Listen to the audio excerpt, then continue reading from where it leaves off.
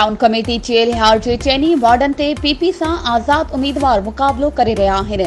जॾहिं त हिक वार्ड ते पीटीआई जो उम्मीदवार पिण बीठल आहे। मौजूदा सूरत-हाल मूजिब वार्ड नंबर 2 जे पीपी उम्मीदवार ऐं अॻूणे टाउन चेयरमैन प्रदीप कुमार ओझा जे हक़ में वोट जो वॾो तइदाद रखंदड़ आज़ाद उम्मीदवार Pradeep Kumar Rathi, PP MNA doctor Mahesh Kumar Malani, PP MPA Rana Humair Singh जो पुट, ज़िले काउंसिल थरपारकर जो अॻूणो वाइस चेयरमैन कंवर करणी सिंह ऐं ॿियनि जे लंघी अचण ते आज़ाद उम्मीदवार पाकिस्तान हिंदू काउंसिल जे अॻवान पवन राठी जो भाइटियो पीपी अॻवाननि खे मान ॾींदे पीपी उम्मीदवार जे हक़ में हथ खणी वियो ऐं संदसि हिमायत जो ऐलान कयो।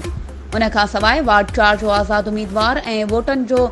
वॾो अंग रखंदड़ जगदीश कुमार रासाणी जे हक़ में संदसी बिरादरी जो कैलाश सोठड़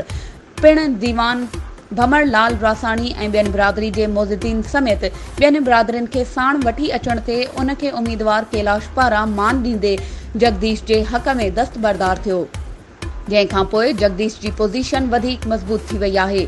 जंहिंजो मुक़ाबलो पीपी उम्मीदवार वकील जगतराय सां आहे। वार्ड 1 ते पिण आज़ाद उम्मीदवार रुस्तम राठौड़ जी पोज़ीशन मज़बूत नज़र अची रही आहे, जॾहिं त वार्ड नंबर 3 ते आज़ाद उम्मीदवार वकील शौकत तबस्सुम कुंभर, पीपी उम्मीदवार मोहम्मद उर्स कुंभर ऐं ॿियनि कुझु उम्मीदवारनि विच में मुक़ाबलो थींदो।